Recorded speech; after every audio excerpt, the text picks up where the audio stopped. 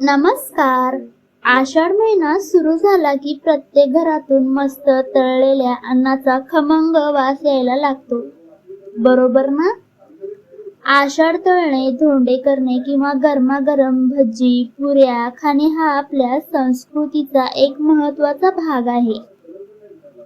पण तुम्ही कधी विचार केलाय का की आपल्या पूर्वजांनी आषाढातच तळलेले पदार्थ खाण्याची परंपरा का सुरू केली असेल? हा फक्त एक सण किंवा आवड नसून यामागे दडलेलं आहे आयुर्वेदाचं आणि विज्ञानाचं एक खूप मोठं सिक्रेट.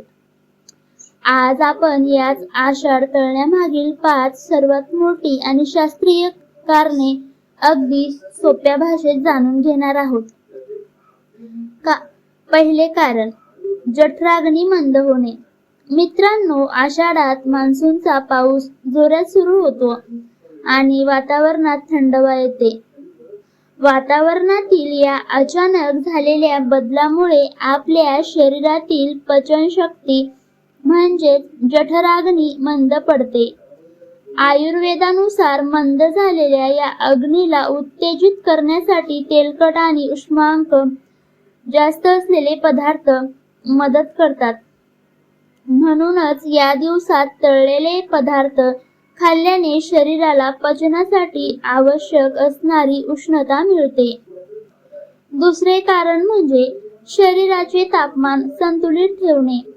पावसाळ्यात बाहेरचे तापमान खूप कमी झालेले असते. अशा वेळी शरीराला आतून गरम ठेवण्यासाठी स्निग्ध आणि उबदार अन्नाची गरज असते. तळलेले पदार्थ शरीरात ऊर्जा आणि उष्णता निर्माण करतात, ज्यामुळे थंडी आणि पावसापासून शरीराचे रक्षण होते.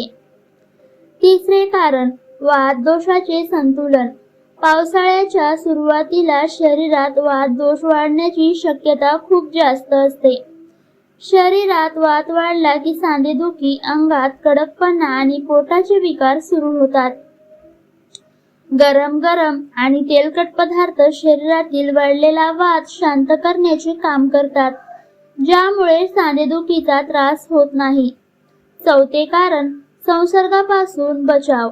आषाढात दमट वातावरणामुळे हवेत जीवाणू आणि विषाणू खूप वेगाने वाढतात.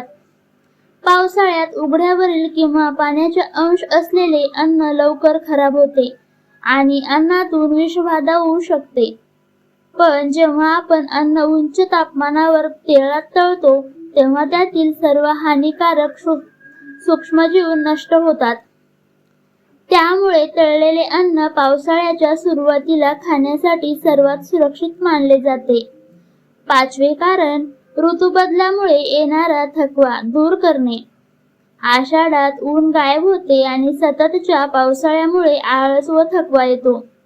तळलेल्या पदार्थांमधून मिळणारी कॅलरीजची ऊर्जा शरीराला तातडीने उत्साह आणि ताकद देते.